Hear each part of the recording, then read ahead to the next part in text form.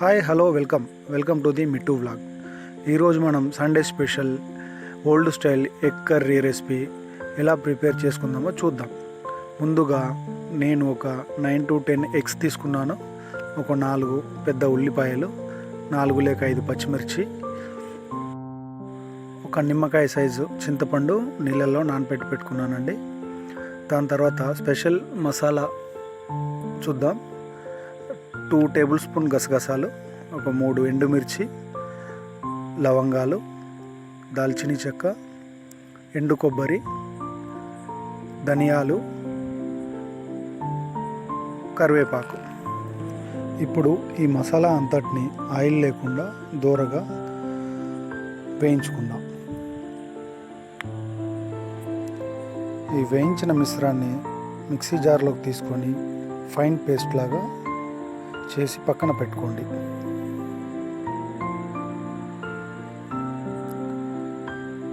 ఈ కర్రీకి ఉల్లిపాయ సన్నగా పొడుగ్గా తరుక్కుంటే కర్రీలో ఉల్లిపాయ స్మాష్ కాకుండా టేస్టీగా ఉంటుంది. ఇప్పుడు వెడల్పాటి కడాయి పెట్టుకొని 2 పావుల ఆయిల్ వేసుకుందాం.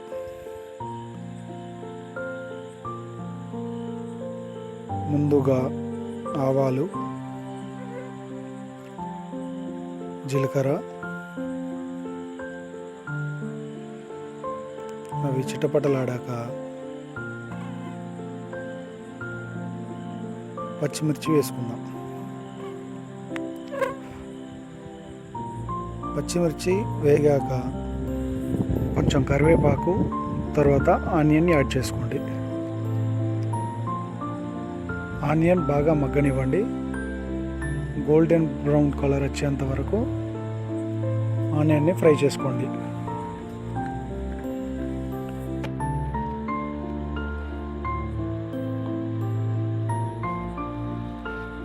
గోల్డెన్ బ్రౌన్ కలర్ వచ్చిన తర్వాత కొంచెం పసుపు, అందులో కొంచెం అల్లం 2 టేబుల్ స్పూన్ యాడ్ చేసుకొని కలిపేసుకోండి. అల్లం పచ్చి వాసన పోయేంత వరకు ఫ్రై చేసుకున్న తర్వాత అందులో ఇప్పుడు మనం నూరు పెట్టుకున్న మసాలా యాడ్ చేయండి. తర్వాత చింతపండు రసాన్ని యాడ్ చేసుకొని కలుపుకుందాం. చింతపండు రసం దగ్గరికి వచ్చాక అందులో 2 టేబుల్ స్పూన్ కారం,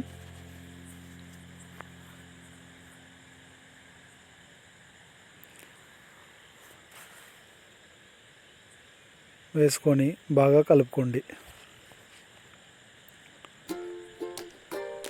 కారం బాగా ఫ్రై అయిన తర్వాత 2 గ్లాస్ వాటర్ యాడ్ చేసుకుందాం. అందులో మనం ఉడికించి పెట్టుకున్న ఎగ్స్ యాడ్ చేసుకొని కొంచెం మెంతి పౌడర్ వేసుకొని కలిపేసి 10 నుంచి 15 నిమిషాల వరకు హై ఫ్లేమ్లో ఉడికించండి. అంతే, tasty special egg curry ready. ఈ ఎగ్ కర్రీ రైస్లోకి, చపాతీలోకి చాలా బాగుంటుంది. పిల్లలు ఇష్టంగా తింటారు. Subscribe my channel. Thank you.